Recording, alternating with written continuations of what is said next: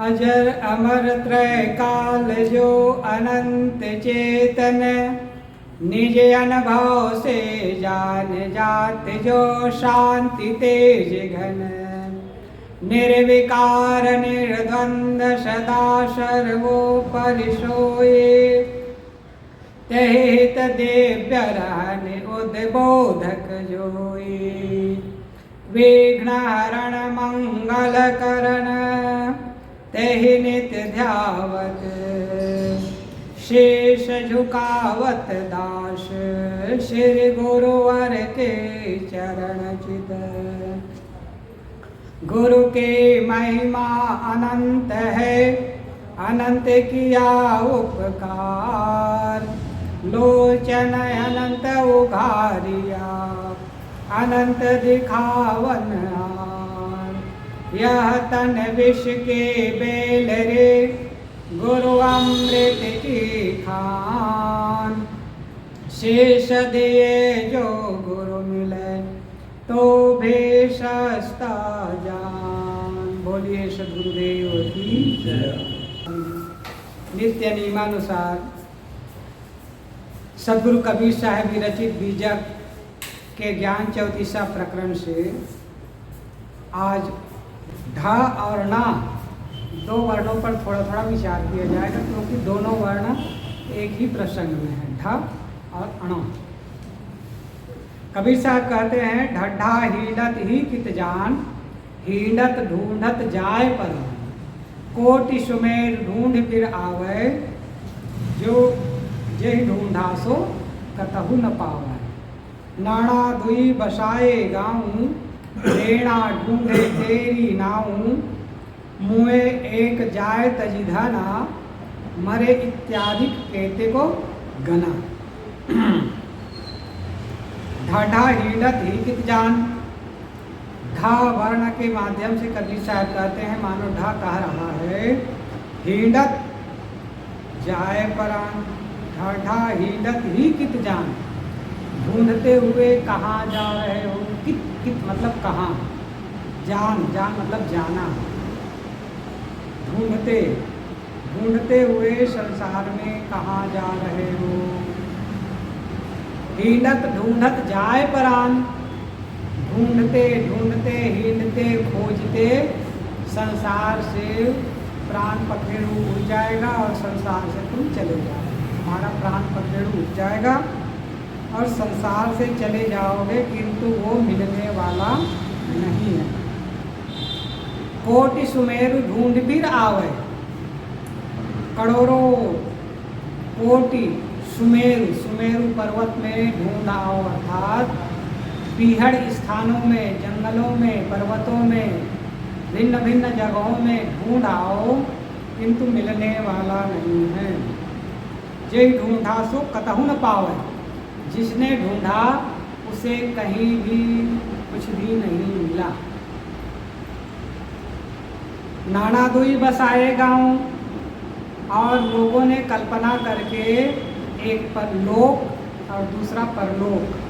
लोक के संसार जहाँ जीव रहता है, प्राणी रहता है, और ढूंढने की जगह परलोक। परलोक जहाँ ईश्वर रहता है, परमात्मा रहता है, भगवान रहता है।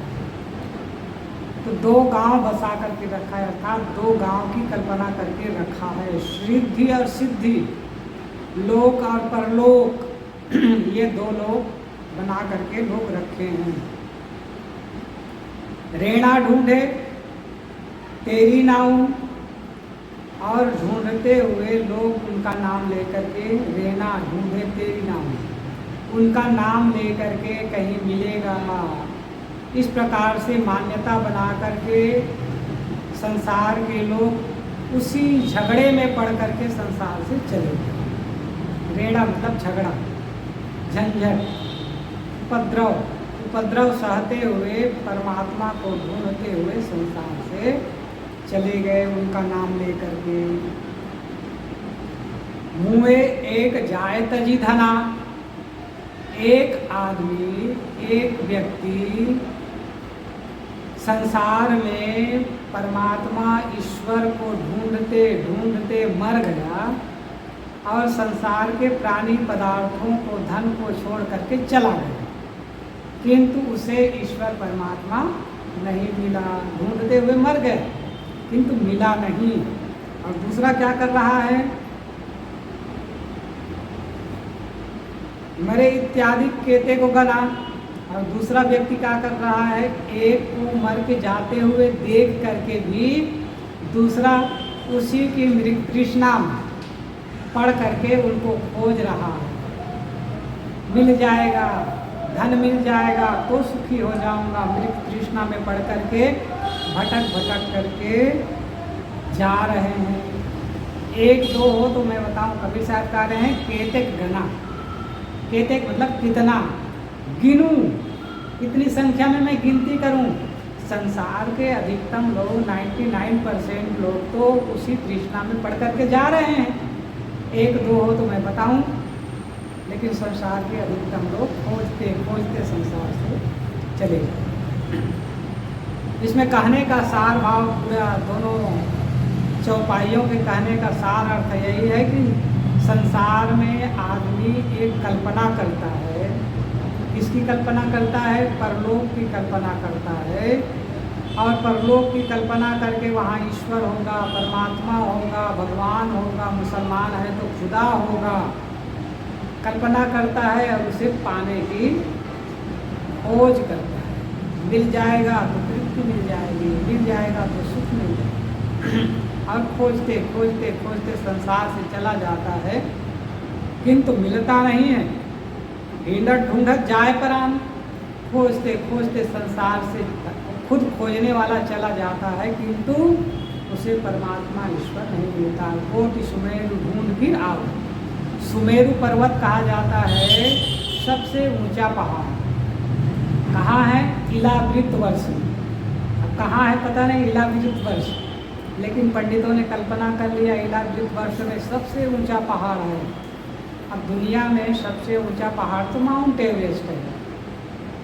अब माउंट एवरेस्ट को इला कह दिया होगा, सुमेरु पर्वत उनका नाम बना दिया होगा, रख दिया होगा। तो कबीर साहब कहते हैं करोड़ों सुमेरु पर्वत में बीहड़ स्थानों में घूम आओ, खो जाओ, किंतु मिलने वाला नहीं है। जो ही ढूंढा सो कतहु पावे, जिसने ढूंढा उसे कहीं नहीं मिला। एक रोचक कहानी आती है। लोगों ने परमात्मा को ढूंढा,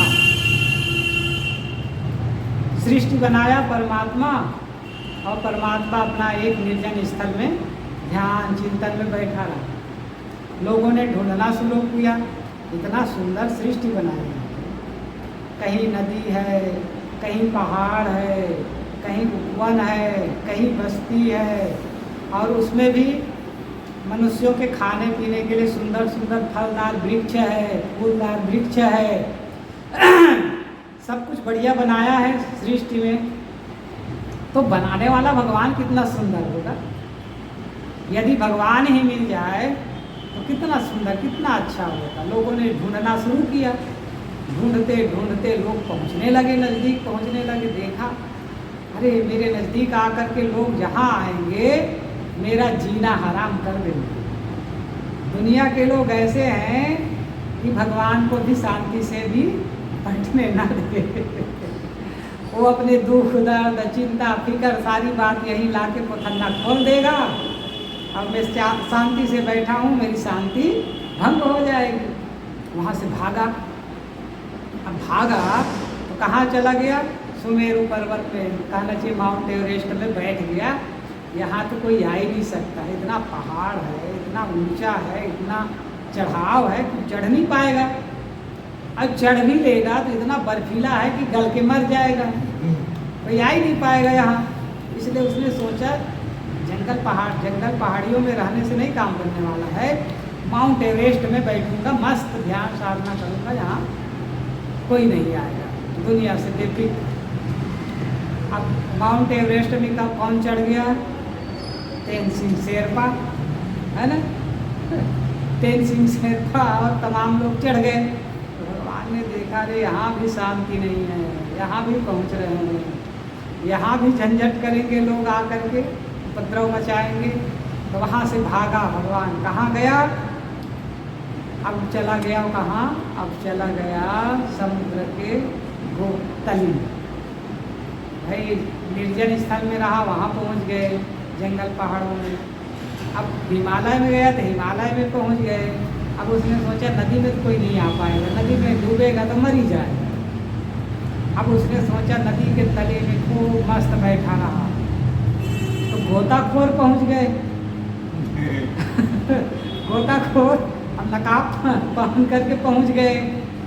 उसने देखा रे, ना तो जंगल में निर्जन स्थान में छुट्टी, ना हिमालय की चोटियों में सब चैन से रहने को मिला, ना तो समुद्र के गोताखोर समुद्र के तली में शांति से रहने दे रहा है। संसार के प्राणी ऐसे हैं कि जीना नहीं देता है, जी शांति से जीने भी नहीं देता है। अब उसने सोचा कहाँ रहना चाहिए, कहाँ आदमी की पहुँच ना हो। अब सोचा, बहुत सोचा भगवान ने। अब सोच करके भगवान क्या किया, सब आदमी के घट में ही बैठ गया। अब जब घट में बैठ गया तो घट में कोई ढूंढता ही नहीं है। हाँ, घट में कोई ढूंढता ही नहीं है, दिखता ही नहीं। जो दिखता दिखेगा नहीं वहाँ भी नहीं दिखता, लेकिन ढूंढने की जगह तो लोगों को बाहर है ना। वस्तु अंते खोजे अंते। भाई जो नज़दीक होता है, नज़दीक की चीज़ें दुर्विज्ञेय होती है। सबसे पहली बात, जैसे हमारी आँख है ना, तो आँख के ऊपर बाल लगे हुए हैं। अब एक तो नज़दीक आँख की बिरौनी लगी हुई है, ये एक ऊपर भाव लगा हुआ है। तो आँख के नज़दीक में भाव है, आँख की बिरौनी है, दिखता है। तो जितनी नज़दीक की चीज़ होती है वो दुर्विज्ञेय होती है, कभी दिखता ही नहीं है। तो वैसे ही घट में जब बैठ गया तो दुर्विज्ञेय हो गया। अब दुर्विज्ञेय हो गया, दुर मतलब कठिन, विज्ञेय मतलब जान न पाने योग्य, दुर्विज्ञेय। अब घट में बैठ गया तो आदमी के घट में जब बैठा परमात्मा, तो लोगों के लिए दुर्विज्ञेय हो गया, वो देखना कठिन हो गया। बाहर की चीज़ें दिखती है, भीतर की।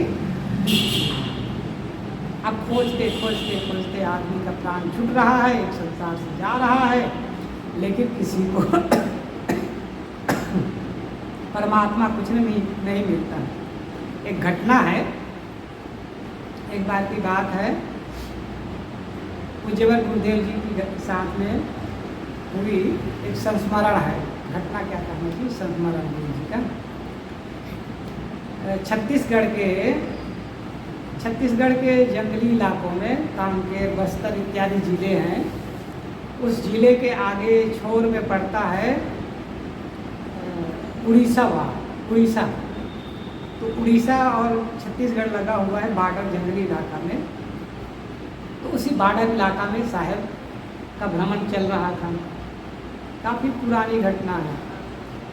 तो वहाँ सत्संग प्रवचन होता था, और दिन में सवेरे सवेरे सत्संग के बाद, जैसे सत्संग समाप्त हो जाता, 4 बजे समाप्त हो जाते ठंडी के दिन में, तो सत्संग समाप्त होने के पश्चात भ्रमण करने और कहीं निर्जन स्थान में थोड़ी देर बैठने के लिए संत लोग चले जाते हैं।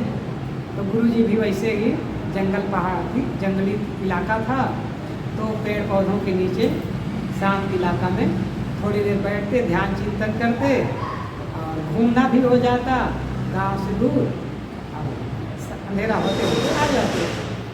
तो वैसे ही एक सत्संग के पश्चात एक निर्जन स्थल में पेड़ के नीचे साहब थोड़ी देर ध्यान में बैठे। तो सत्संग में एक युवक आया हुआ था, नया था सत्संगी, तो भावना वाला तो था लेकिन कभी प्रति नहीं था। तो सत्संग सुना। सत्संग सुनने के बाद उसे लगा कि महात्मा को भगवान का दर्शन हुआ होगा, तो भगवान का पता पूछें, कैसे मिलेगा, बातें पूछें तो हमें भी भगवान का दर्शन हो जाए। लेकिन सत्संग हुआ, सत्संग के बाद जल्दी से साहब चल दिए, तो वो पूछ नहीं पाया, मिल नहीं पाया। तो उसने क्या किया, जा कर के निवास में गया। निवास में गया तो लोगों ने बताया कि वो तो जंगल की तरफ गए हुए हैं, वो 1-1.5 घंटे बाद आएंगे। गुरु जी तो तो उसने सोचा 1-1.5 घंटे क्या करूँगा मैं यहाँ।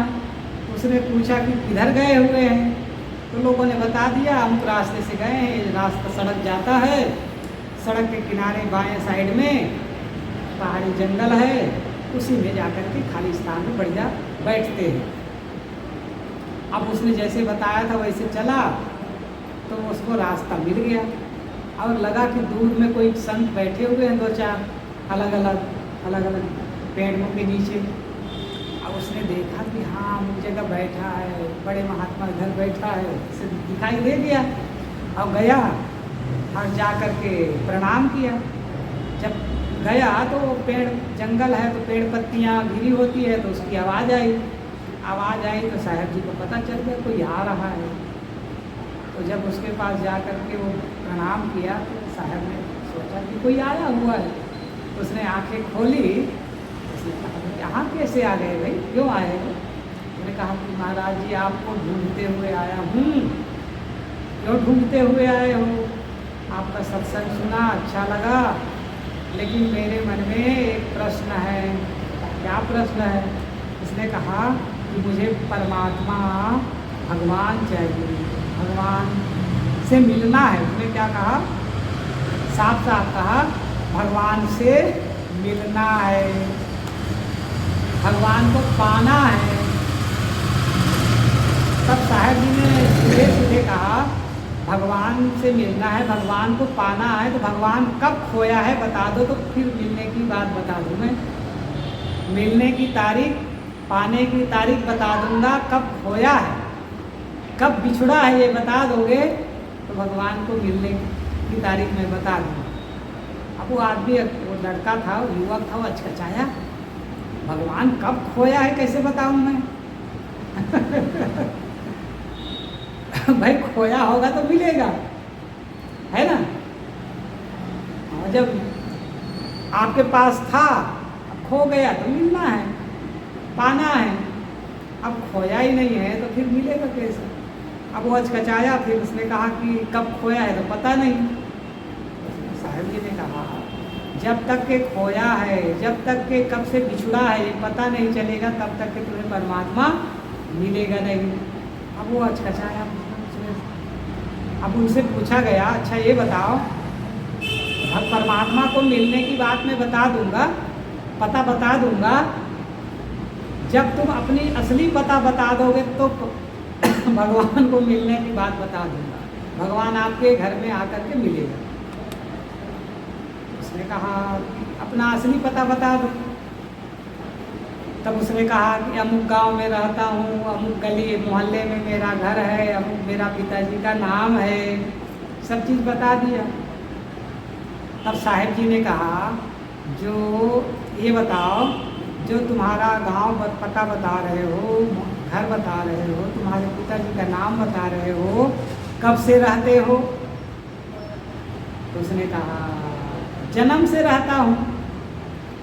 तब साहब जी ने कहा जन्म के पहले कहाँ थे? पता नहीं।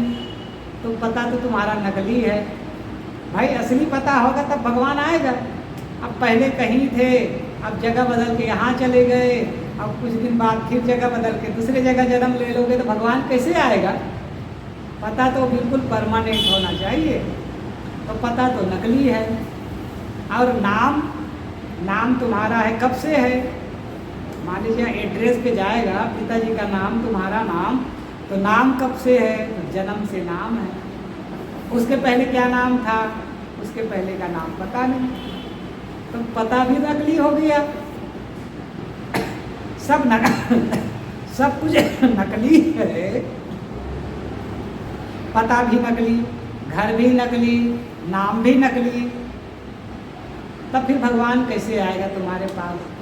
और आपको दर्शन देने के लिए आएगा भी तो कैसे आएगा? अब वो लड़का ये चचाया, नाम नकली, पता नकली, घर नकली, फिर भगवान कैसे आएगा? भगवान का दर्शन कैसे होगा?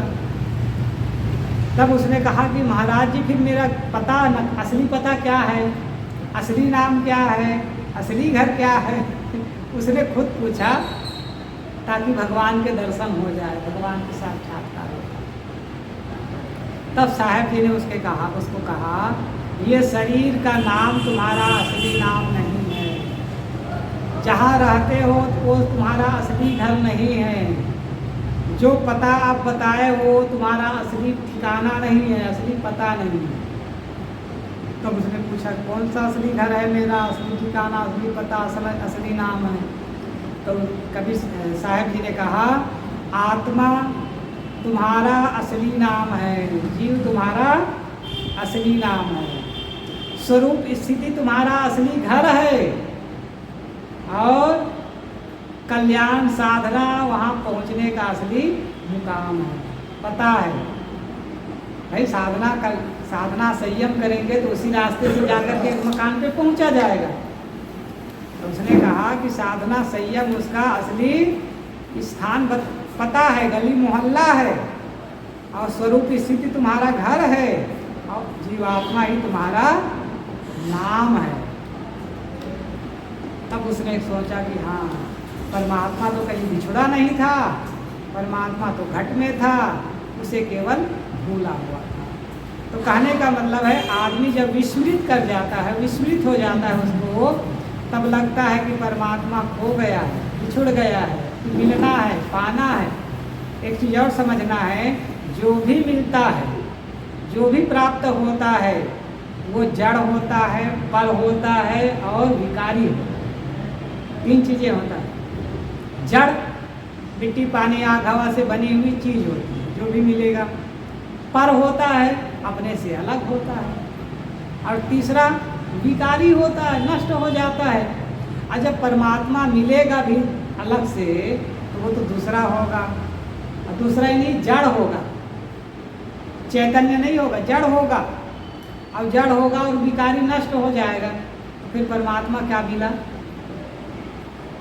तो कहने का तात्पर्य है, जो बाहर से मिलता है वो जड़ होता है, पर होता है, विकारी होता है, वो अपना स्थायी सुख शांति का केंद्र नहीं हो सकता है। किंतु आदमी के मन में ये भ्रम बना हुआ है कि ईश्वर परमात्मा बाहर से मिलेगा, और इसी तृष्णा में, इसी आशा में, इसी चाहना में संसार के लोग ढूंढते ढूंढते ढूंढते मरते हुए चले जा रहे हैं। लेकिन पीछे वाला उसी तृष्णा में पड़ करके खोज में लगे हुए हैं। उसे ये समझ नहीं है कि आगे वाला को नहीं मिला तो मुझे भी नहीं मिलने वाला है। इस प्रकार से उसके मन में बोध नहीं आता है। इसीलिए एक आदमी होता है आस्थावादी, और दूसरा होता है विवेकवादी। आस्थावादी, विश्वासवादी आदमी यही मानता है कि कहीं ऊपर आकाश में ईश्वर, देवी देवता, परमात्मा है, और उसकी खोज करेंगे तो मिलेगा। और उसी आस्था और विश्वास में पढ़ करके वो भटक भटक करके जीवन को समाप्त कर देता है। और दूसरा विवेकवादी होता है, विवेकवादी समझ लेता है कि मेरा परमात्मा, मेरा ईश्वर, मेरा इष्ट कहीं बाहर से नहीं मिलने वाला है, वो मेरे घट में ही है। बस वो विवेक करता है, विवेक को जागृत करता है कि मैं बोलने वाला शुद्ध चेतन आत्मा ही मेरा परमात्मा है, मेरा परम प्राप्तव्य है। इस प्रकार से समझ लेता है, उसे परमात्मा, भगवान, ईश्वर, खुदा मिल जाता है। वो उसे पा करके तृप्त हो जाता है। कवि साहब कहते हैं, ढड्ढा हीटत ही कित जान, हीटत ढूंढत जाए परान, कोटि सुबेर ढूंढ फिर आवे, जो ढूंढा सो कतहु न पावे। जिसने ढूंढा उसे कहीं भी मिला नहीं, और जिसने मन को अंतर्मुख करके भीतर ले गया तो उसे मिल गया। मन क्या है? दूरबीन के समान है, इधर समझ। और जीव दूरबीन के पीछे से देखने वाला। और दूरबीन के द्वारा हम देखते हैं तो सामने की दृश्य जो है बड़ा बड़ा दिखाई देता है, ये संसार है। जीव मन रूपी दूरबीन के माध्यम से बाहर देखता है तो संसार दिखता है, और संसार को देख करके आदमी भूल जाता है। जब मन रूपी दूरबीन से साधना और ज्ञान भक्ति करके मन रूपी दूरबीन से बाहर को नहीं देखता है और बंद करके भीतर को देखने लग जाता है, तो जीव दिखाई देता है ना। मन क्या है? दूरबीन के समान। मन को शांत कर दो, दूरबीन को बंद कर दो, तो बाहर की चीज़ें पता नहीं चलेगा। जब नींद में जाते हैं है ना। नींद में जाते हैं तो क्या बंद हो जाता है? मन रूपी दूरबीन बंद हो जाता है, तो संसार दिखता है, संसार समाप्त हो जाता है। तो मन रूपी दूरबीन को बंद कर दें तो बाहर का संसार दिखेगा नहीं और बाहर से पाने की आशा होगी भी नहीं। तो मन ही भटकाता है संसार में और मन ही खोजने के लिए प्रेरित करता है, बाहर से मिलेगा सुख शांति परमात्मा और आदमी इसलिए भटकता है। इसलिए दो लोग की कल्पना कर लिया, नन्ना दुई बसावे गाँव, रेणा ढूंढे तेरी नाव, मुए एक जाए तजी धना, मरे इत्यादि केते की धना। संसार के लोग मर मर के जा रहे हैं ढूंढते, लेकिन आज तक किसी को नहीं मिला। और तृष्णा में पड़ के जाने वाला केवल पछताते हुए जाता है। जो समझ लिया, विवेक जागृत कर लिया, उसे परमात्मा घट में ही मिल जाता है और परम सुखी हो जाता है। बोलिए सतगुरुदेव।